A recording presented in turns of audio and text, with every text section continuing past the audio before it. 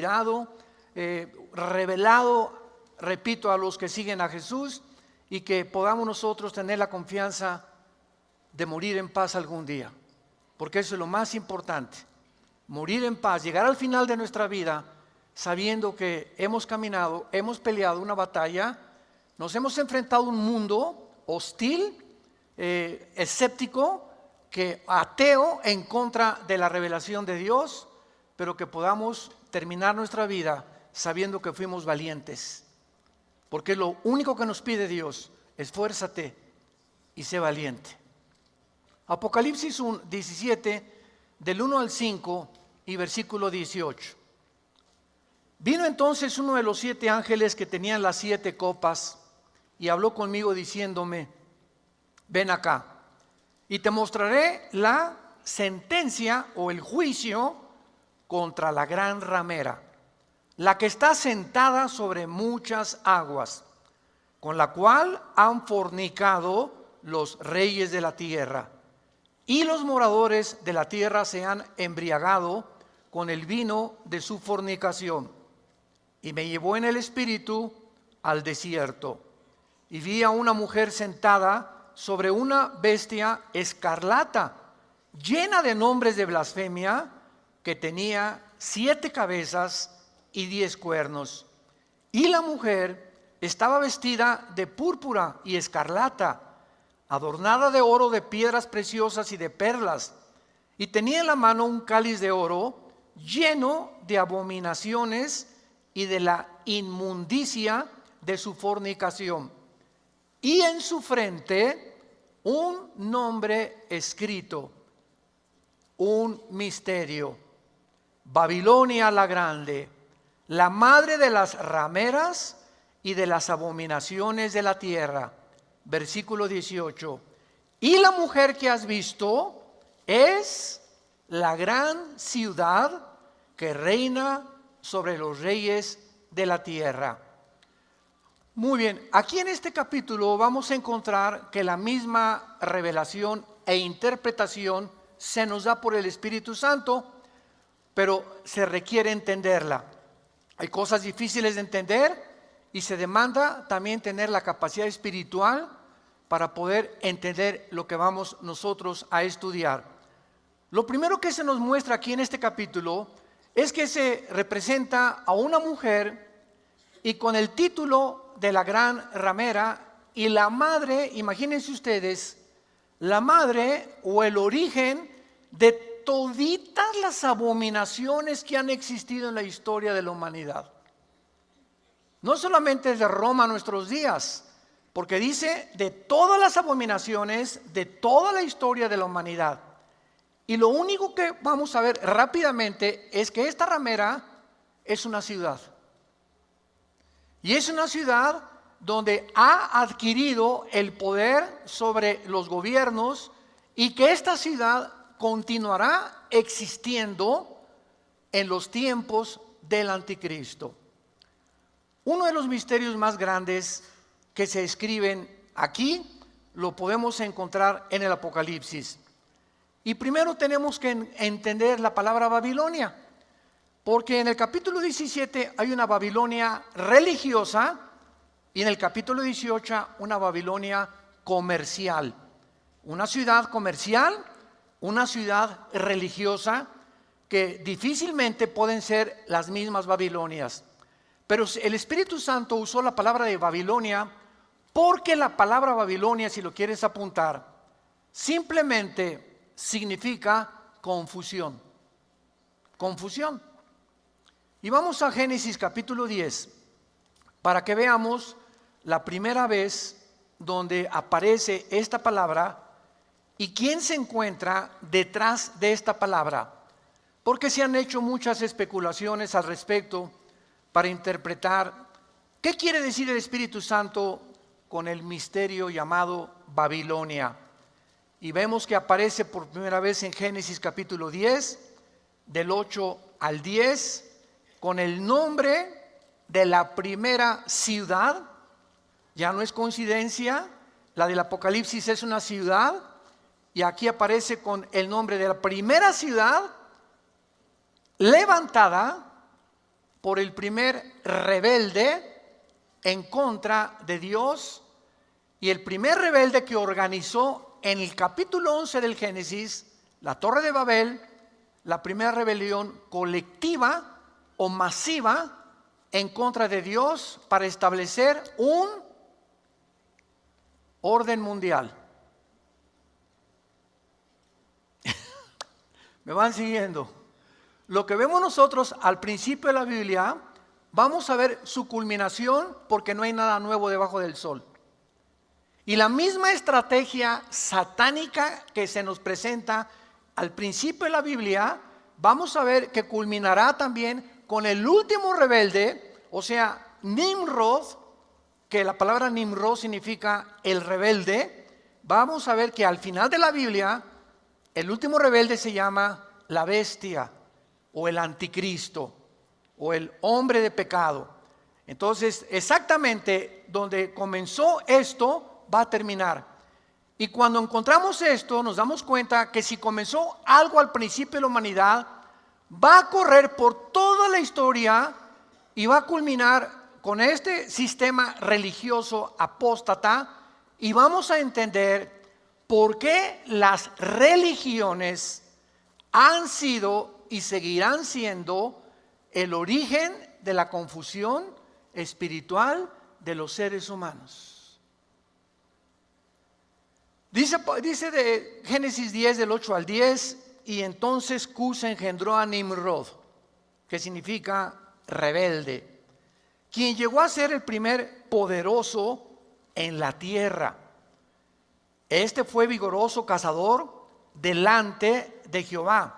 Apunta por favor en tu Biblia, la palabra delante en el hebreo es en contra de.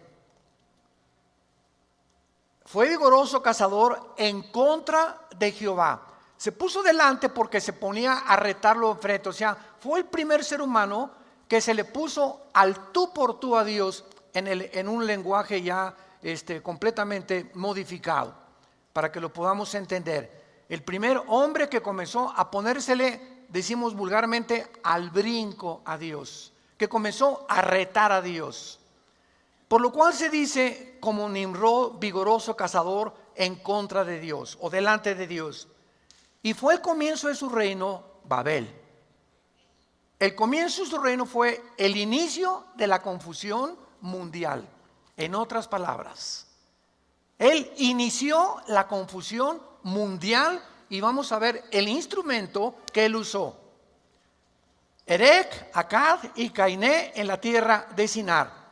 Aquí se nos muestra, aparte de esto, que la región geográfica donde comienza el origen del ocultismo, la brujería, la astrología, las religiones y todas las demás cosas que han permeado la humanidad por siglos enteros, en casi 6,000 años que tenemos de historia, y que han confundido a los investigadores de Discovery Channel y Netflix y todas las series que pasan en National Geographic, etcétera, etcétera, que tratan de interpretar quién construyó las torres de Egipto, las pirámides de Egipto. ¿Cómo es posible que los mayas hayan podido tener un conocimiento de hace 4,000 años, hacer el calendario solar y el calendario lunar?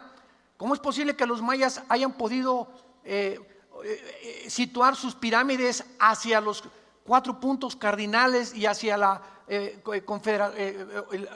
las estrellas de Orión en el espacio? ¿Cómo es posible que la impermeabilización de las pirámides de Egipto no hayan podido sufrir absolutamente nada en más de 4 o 5 mil años que las construyeron? ¿Quién levantó esas piedras de 10, 15 toneladas? ¿Quién hizo esos misterios que continúa la gente, el Triángulo de las Bermudas, etcétera, etcétera, investigando, pero desde el punto de vista científico? Y la ciencia, damas y caballeros, no puede penetrar en el mundo espiritual. Entonces la ciencia se basa simplemente en la observación.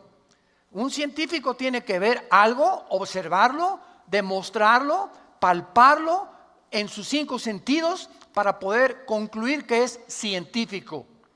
Pero cuando la ciencia se le llama a penetrar en el origen del universo o en tratar de cuál es el propósito de la vida o cuáles son los misterios que rodean al mundo entero, la ciencia se ve impedida.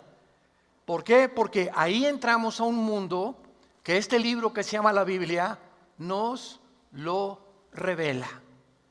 Y se los revela ¿a quiénes? A los que siguen a Jesús. A ti te es dado conocer los misterios del reino de Dios. Aparte de que se nos revela en este pasaje del Génesis que Nimrod, el primer rebelde que se enfrentó contra Dios, y cuando habla que era un cazador de almas, fue el primer perseguidor de los seres humanos. Pero noten ustedes en el versículo 10 que termina diciendo que todo esto comenzó en una zona geográfica que se denomina aquí la tierra de Sinar. También se usa la tierra de los caldeos y se está refiriendo a Babilonia antigua en unión con Siria. O sea, las naciones actuales de Siria y de Babilonia eran una sola en la Mesopotamia antigua. Ahora en el siglo XX se dividieron. Entre 1930 y 1950 vino la división de todo lo que encontramos ahorita de Jordania, Líbano, Irak, Irak y Siria y todas las demás naciones, Israel en el Medio Oriente.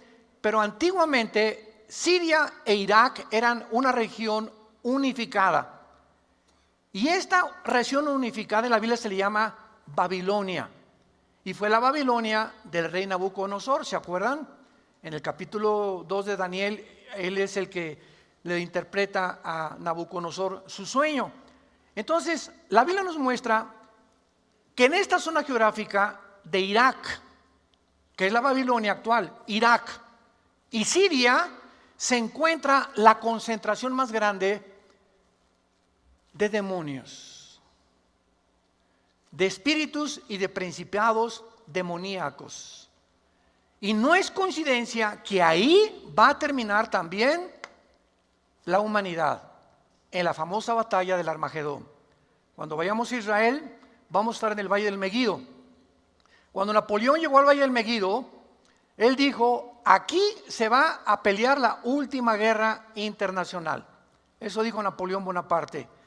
Y cuando vamos al Valle del Megido, vamos a subir como una media montaña, donde se ve, es una explanada impresionantemente grande, que ahí va a ser precisamente la batalla del Armagedón. Ahí vamos a tener una conferencia para explicar todo lo que es el Armagedón, y vamos a ver claramente que ahí precisamente es la zona donde más actividad demoníaca existe. Vamos a comprobarlo, vamos a Apocalipsis 9, y veamos por qué decimos que es la zona geográfica donde se originó la primera rebelión con Dios y que dio origen a las religiones, a la astrología, a la brujería, a la magia blanca, al ocultismo y a todo aquello que es un misterio para la gente.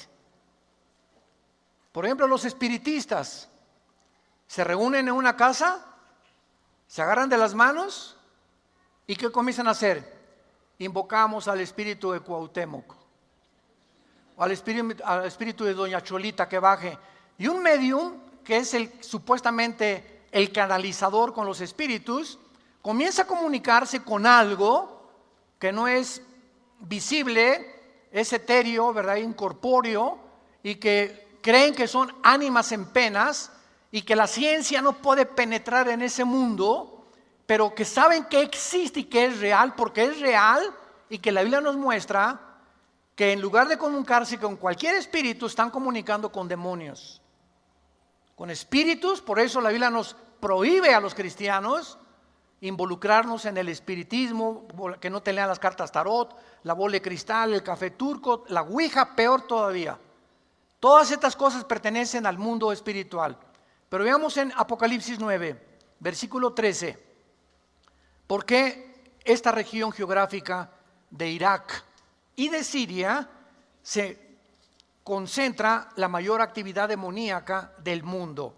El ángel tocó la trompeta, el sexto ángel tocó la trompeta, y oí una voz de entre los 4 cuernos del altar de oro que estaba delante de Dios, diciendo al sexto ángel que tenía la trompeta: desata a los 4 ángeles que están atados junto al gran río Bravo.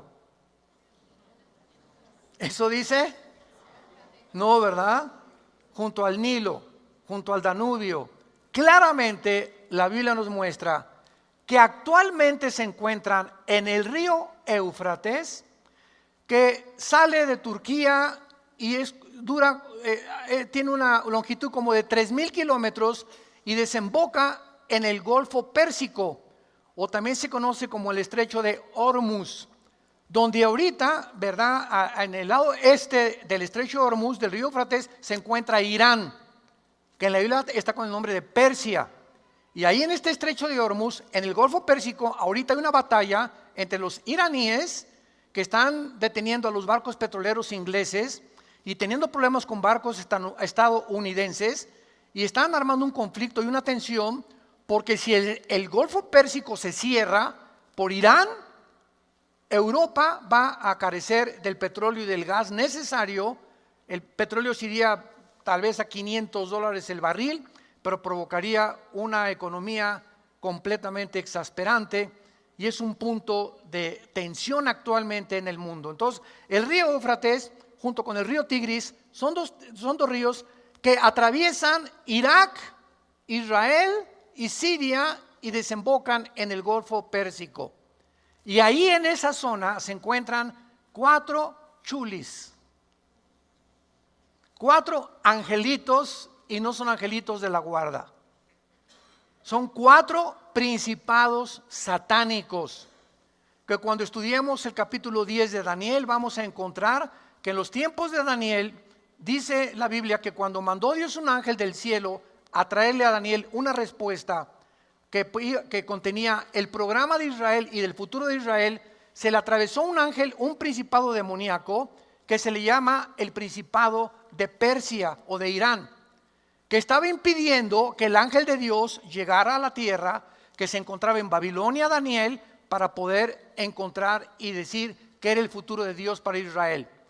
Entonces, nos habla la Biblia que en el libro de Daniel hay 4 imperios que fueron gobernados por Satanás. Lo vamos a ir viendo poco a poco. Babilonia, que es Irak. Los medos y los persas, que fue lo que sucedió al imperio de los babilonios. En tercer lugar, Grecia con Alejandro el Magno, y número 4, Roma. La historia, damas y caballeros, nos da testimonio de que exactamente lo que la Biblia dice acerca de la geografía, la arqueología, la paleontología, la antropología, la historia, la genética, la química, todo, absolutamente lo que este libro nos revela es verdad. Y nosotros que seguimos a Jesús lo podemos corroborar con la historia, relacionando todo lo que está pasando con la Biblia. Porque este es el libro donde se concentra todo, absolutamente, lo que Dios ha querido revelarle al ser humano. Pero no a cualquier ser humano, insisto, a los que siguen a Jesús. Muy bien, ahora entonces la palabra Babel, que significa confusión, de ahí viene la palabra Babilonia. Vamos ahora a continuación a demostrar por qué se usa la palabra Babilonia en Apocalipsis 17. Vayamos a Apocalipsis 17 otra vez. ¿Por qué se usa Babilonia en el versículo 5 para designar a las religiones? O con el nombre de la madre de las rameras, vamos a ver también por qué. Y esto es lógico porque vamos a demostrar que esta palabra es usada para todas las religiones y todos los sistemas ideológicos que el ser humano ha tratado de inventar para poder llegar a Dios. Dios estableció la única manera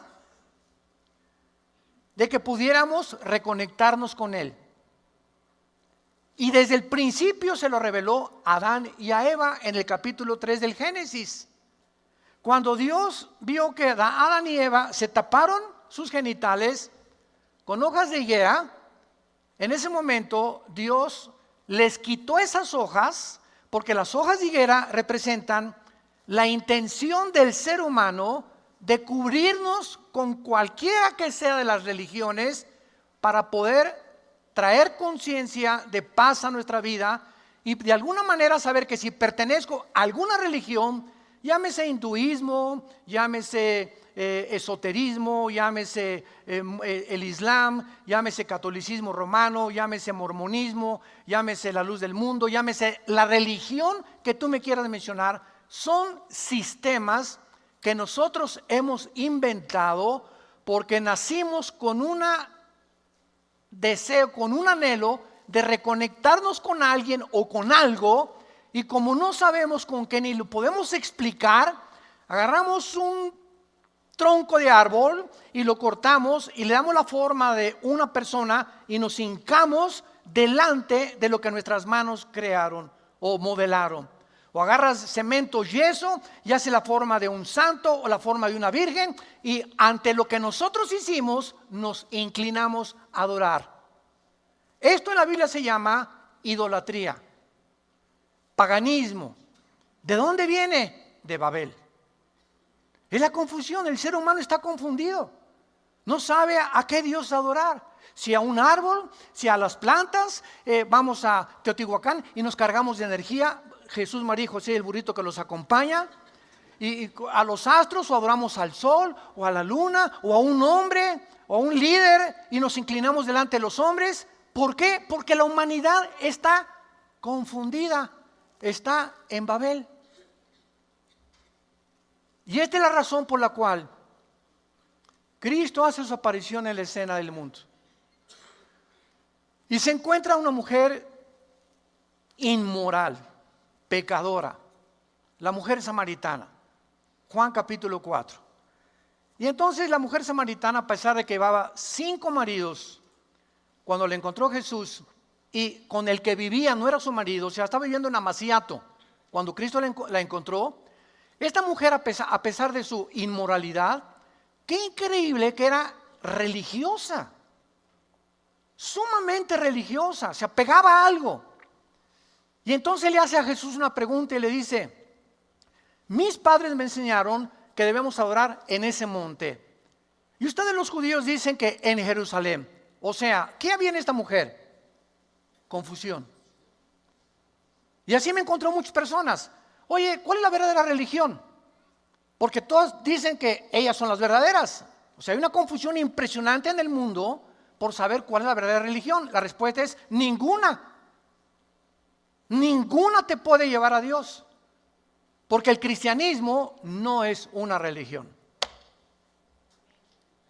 es una relación personal, viva, orgánica, dinámica con alguien que se llama Jesús, que murió en una cruz, fue enterrado, fue sepultado, fue crucificado y resucitó a los 3 días. Bajó del mundo hace 2000 años para poder corrernos las cortinas y sacarnos de esta confusión religiosa, pagana, idólatra, con la que todos los seres humanos nacimos. Todos hemos nacido. El hinduismo tiene 6 millones de dioses. El musulmán, ¿verdad? Dicen que Alá es su Dios, y así podemos penetrar en toda el budismo es una religión atea, porque el budismo ni siquiera adora a Dios. Adoraban al gordito que acabó en McDonald's.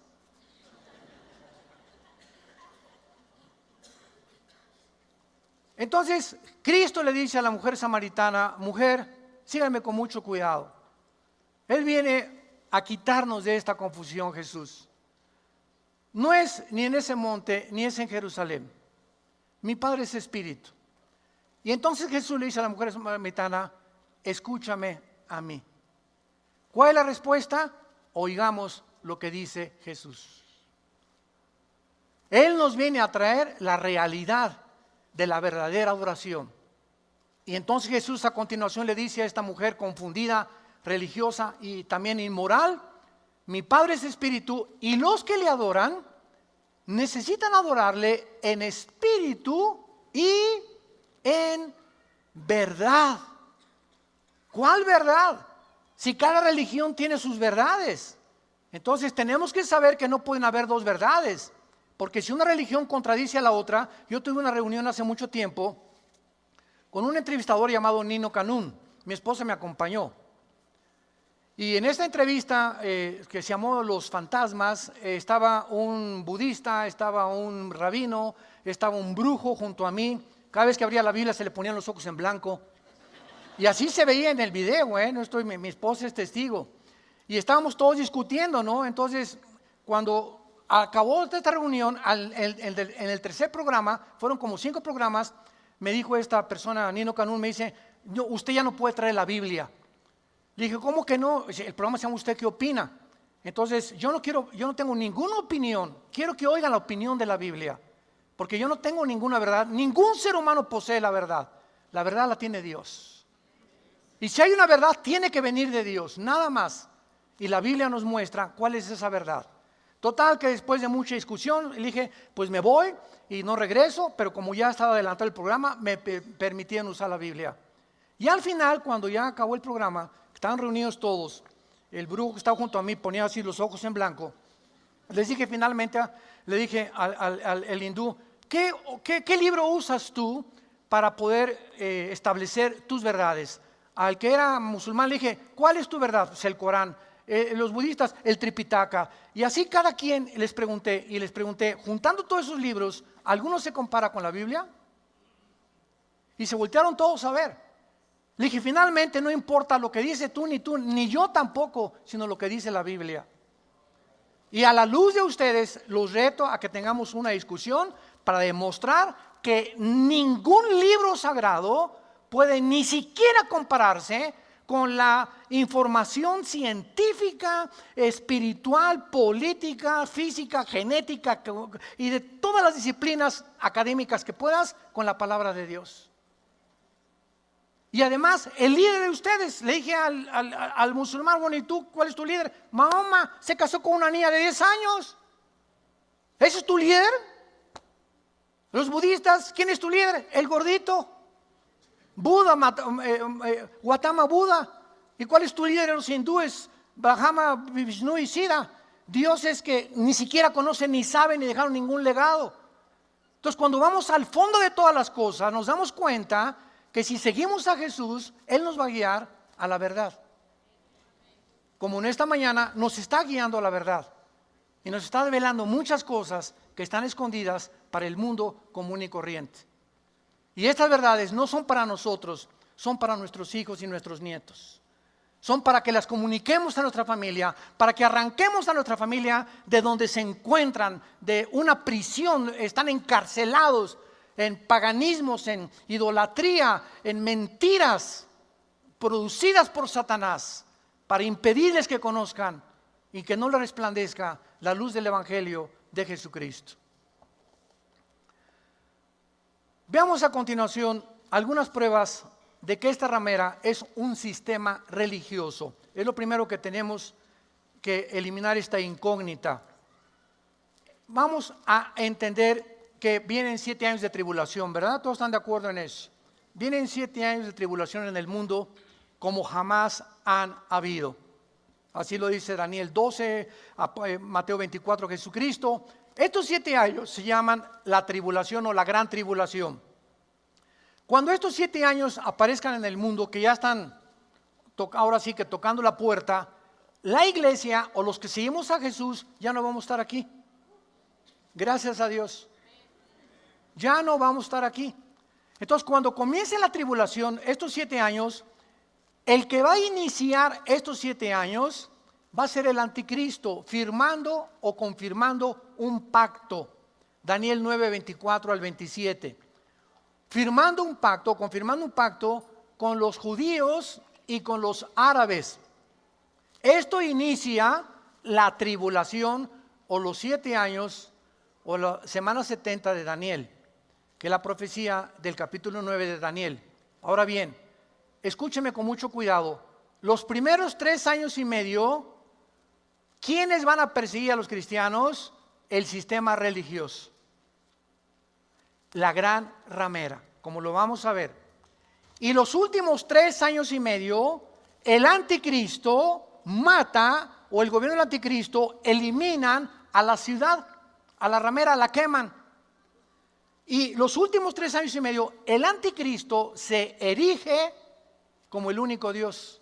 Según Tesalonicenses 2, del 3 al 4. Se erige como el único Dios. Y los últimos 3 años y medio, la persecución más cruel y sangrienta de la historia contra judíos y cristianos será del gobierno del anticristo. Entonces vemos, la historia termina con un poder religioso y un poder político. Ya se está aclarando muchas cosas, ¿verdad? Vamos a ver que a través de toda la historia, siempre el poder político ha necesitado al poder religioso. Porque el poder religioso es el que influye moral y espiritualmente sobre el pueblo, sobre la gente. Y al poder político le conviene que el poder religioso o la religión que gobierne o que domine tal o cual país o estado sea el que pueda unirse para conseguir más votos. Y cuando Cristo fue crucificado, fue la culminación de esta verdad. El poder político agarró a Jesucristo, representado por Pilato, el gobernador de Judea, Poncio Pilato. Aquí está este hombre. El poder religioso se encontraba enfrente del poder político, los líderes de Israel, los religiosos. El poder político, yo no hallo ninguna cosa mala en este hombre. Me lavo las manos, dice Pilato. Y el poder religioso, ¿qué grita? Crucifícale, crucifícale. El poder religioso. En tiempos de Cristo dominó al poder político. Y Pilato sabía que el poder religioso o el espíritu religioso es más poderoso que el poder político. Porque si él no entregaba a Jesucristo, de Roma lo podían quitar a él. Porque iban a armar una revolución, una sublevación, los judíos en Israel, por no haber crucificado a uno que se decía que era el César y que era mayor que el César, lo cual era una calumnia, desde luego. Pero aquí vemos claramente representado lo que estamos tratando de poder revelar a través de la Biblia, como el poder religioso y el poder político, desde Babel hasta que termine la historia, siempre van a caminar juntos. Por eso se muestra a la ramera en Apocalipsis 17 montada sobre ¿quién? Sobre la bestia. ¿Quién es la bestia? El poder político del anticristo. La mujer ramera montada sobre la bestia, dominándolo, controlándolo, hasta que cuando ya el anticristo, el poder político sepa, ya no necesitamos al poder religioso, se deshacen de la ramera, en Apocalipsis 17 casi ya del 15 en adelante, y la queman. Queman la ciudad y el anticristo se nombra Dios, el único Dios al que hay que adorar. Veamos ahora que aquí en Apocalipsis 17 también se menciona otra característica de la mujer. Y dice en el versículo 2, Apocalipsis 17, que con este sistema religioso, pagano, idólatra, ocultista, brujo, brujería, como le quieras llamar, han fornicado los reyes de la tierra. En otras palabras, ha habido una asociación entre el poder político y el poder religioso. Y la palabra que el Espíritu Santo usó para esta mezcla fue la palabra fornicar, que físicamente se refiere a relaciones sexuales ilícitas. El homosexualismo, el lesbianismo, el transgénero, sadomasoquismo, pedofilia, pederastia, cualquier actividad sexual que podamos mencionar, que no se realice dentro del matrimonio y únicamente el sexo se usa en el matrimonio, la palabra es fornicar. Estás fornicando. Si tú vives con una persona o tú tienes relaciones sexuales con tu novia, estás fornicando. Esto es pecado delante de Dios. Entonces, esto es lo que se llama en el mundo físico. ¿Y por qué se usa esta palabra para el mundo espiritual? Veamos algunos ejemplos. Por ejemplo, en Jeremías, capítulo 3, que la palabra fornicar en el ámbito espiritual se refiere a cuando Israel tenía relaciones ilícitas con otras naciones. O sea, Dios llamó a Israel a adorarlo a Él, a someterse a sus leyes, les dio sus mandamientos, pero cuando Israel dejaba los mandamientos de Dios y hacía pacto con Siria, o pacto con Babilonia, o pacto con cualquier otra ciudad, Dios le llama que estaban fornicando, teniendo relaciones ilícitas con otra nación. Jeremías capítulo 3, del 2 al 4. Alza tus ojos a las alturas y ve en qué lugar no te hayas prostituido. Le está hablando Dios a Israel y le llama prostituta a Israel. Junto a los caminos te sentabas para ellos como árabe en el desierto, y con tus fornicaciones y con tu maldad has contaminado la tierra. Por esta causa las aguas han sido detenidas, faltó la lluvia tardía, y has tenido frente de ramera, y no quisiste tener vergüenza. Dios le dice a Israel: eres igual, para que me entiendas, Israel, a una ramera. Una ramera es cuando una mujer vende el sexo por dinero, por conveniencia o por algún interés político, económico, social o por lo que sea. Cualquiera que se entrega al sexo por conveniencia de algo que no es bendecido por Dios es un prostituto o una prostituta. Entonces le dice Dios a Israel: ustedes, igual que una prostituta, se han vendido por conveniencia a otras naciones. Y el momento que hiciste pacto con esas naciones y no conmigo, dice Dios, has fornicado. Veamos otro ejemplo en el versículo 8 y 9 del mismo capítulo. Ella vio que por haber fornicado, la rebelde Israel, yo la había despedido y dado carta de repudio. Dios se divorció de Israel. ¿Sabían eso? Dios se divorció de Israel. Y Dios sigue divorciado de Israel. Y mandó a su Hijo para que nosotros seamos la novia de Jesús. Y cuando nos casemos con Jesús en el cielo, ahorita espiritualmente estamos unidos con Él, en las bodas del Cordero, Apocalipsis 19, cuando bajemos, Dios restablece su relación con Israel. Pero ahorita por eso Israel está desechado por Dios, no quieren seguir a Dios, siguen con el Torá, no aceptan el Nuevo Testamento, no aceptan a Jesucristo, y los judíos que han aceptado a Jesús se les llama mesiánicos, que son los judíos que han aceptado a Cristo como el Yeshua HaMashiach. Baruch Hashem Adonai Eloheinu. Alabado sea el nombre del Señor, lo dice un judío mesiánico. Y esta es la razón por la cual le dice Dios a Israel: has fornicado y te he despedido. Y en el Nuevo Testamento, 1 Corintios capítulo 7, la Biblia dice que la única razón para divorciarse es el adulterio. Mi esposo me pega, hermano, no te puedes divorciar. Vete con tu mamá 3 meses o lo que sea. La única causal para el divorcio bíblicamente es el adulterio y el abandono de hogar. Ahora no vamos a hablar de eso, ¿verdad? Pero si tu esposo ha cometido adulterio y tú lo quieres perdonar, esa es tu responsabilidad. Que lo quiere esperar a que regrese, se fue con 2 amantes, pero va a regresar. Y allá anda el gavilán pollero, ¿verdad? Se igual las 2 palomas, y hay hermanitas que los vamos a esperar porque me dicen la monjita de la Madre Teresa de Toluca.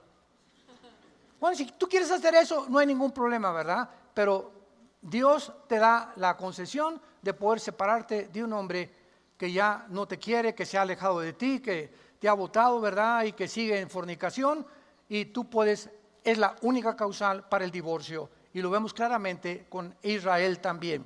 Y veamos también en Ezequiel, después de Jeremías, no se vayan a Génesis. Después de Jeremías sigue Ezequiel, capítulo 16, 1 y 2.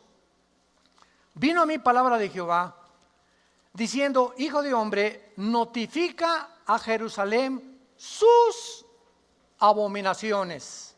Sus abominaciones. Versículo 15. Confiaste en tu hermosura. Aquí compara Dios a Israel a una mujer.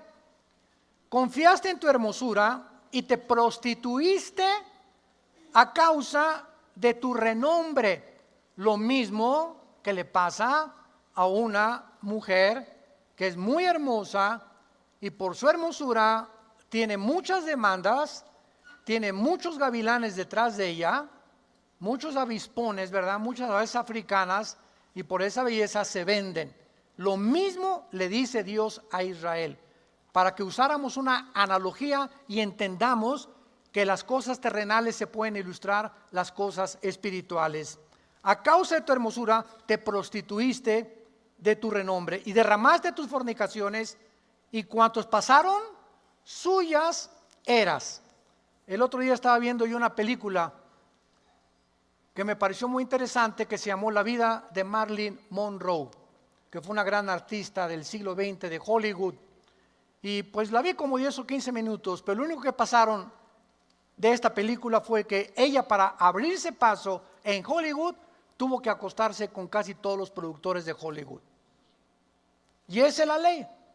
Cualquier mujer, cualquier modelo, cualquiera siempre va a atravesar el mismo camino, un mercado de carne, donde para que te den un puesto o para que puedas prosperar, y como eres bonita, ¿verdad?, te van a sobrar personas que se quieran acostar contigo. Y esto es lo que se llama en la Biblia la prostitución. Vendes tu vida, vendes tu nombre, vendes tu hermosura por un plato miserable de lentejas. Sean santos, porque yo soy santo, dice el Señor. Y dice el versículo 16: y tomaste tus vestidos y te hiciste diversos lugares altos y fornicaste sobre ellos, cosa semejante nunca había sucedido ni sucederá más. Bueno, con esto hemos comprobado, ¿verdad? Regresamos a Apocalipsis 17. ¿Por qué se le llama a Babilonia, o a esta mujer ramera, o a este sistema religioso que ha fornicado con los políticos, con los gobernantes? Porque lo podemos ver en los últimos, podríamos mencionar, 10 siglos pasados. Hay un sistema en Europa que se llamó el papado. Y durante casi 10 siglos, desde que muere Constantino, en el año aproximadamente 250-300 después de Cristo, como los últimos emperadores romanos, el poder político de Roma, que duró como 200 años, 250 años, el poder político de Roma se voltea, decimos en México, es la misma gata, pero revolcada. Lo único que hizo Roma fue dar una voltereta y se convierte, del poder político, se convierte en un poder religioso gobernando a los políticos. Y durante 10 siglos, Roma gobernó Francia, España, Hungría, Inglaterra. Ningún rey en Europa se podía casar sin el permiso del Vaticano. Nadie podía hacer ninguna concesión, ni negocios, importaciones o exportaciones sin el permiso de Roma. En otras palabras, el poder religioso durante casi 8 o 9 siglos, en los últimos años de la historia, gobernó al poder político. Y la primera nación que se rebeló contra el poder religioso fue Inglaterra. Y entonces en Inglaterra la reina Victoria comenzó al principio a perseguir a los cristianos, y hubo un hombre llamado Juan Hus, que fue un profeta lleno del fuego del poder de Dios, y comenzó a predicar el evangelio por Inglaterra, etcétera, etcétera, y vino un avivamiento en Inglaterra, comenzaron a abrir los ojos las personas, y entonces Roma mandó perseguirlos y matarlos, como vamos a ver más tarde la Inquisición famosa. Y entonces este grupo de cristianos en Inglaterra huyó de Inglaterra y navegaron y llegaron a Rhode Island o al estado de Virginia en 1625 de nuestra época, de los últimos 2000 años de historia. Y estos peregrinos, se les llamó peregrinos, fundaron Estados Unidos de Norteamérica con la Biblia. Es la única nación de todas las naciones y de toda la historia que fue establecida con los principios de la Biblia. A México no llegaron los peregrinos. Jesús, María y José y el burrito que los acompaña. Llegó Fray Bartolomé de las Casas y llegaron monjes de España, no de Inglaterra, donde el catolicismo romano era el Dios de España. Todavía sigue España bajo muchísimo influjo del Vaticano, y llegaron aquí, pero no con el Evangelio, no con la Biblia, llegaron con la religión. Y entonces México, poblado por los aztecas y poblado por indígenas que por su ignorancia tenían contacto con los espíritus, le sacaban el corazón a las víctimas para ofrecérselos a quién, a los dioses, tratando de apaciguar a los dioses. Llegan estos hombres de España aquí a México y se mezcla la religión con la brujería.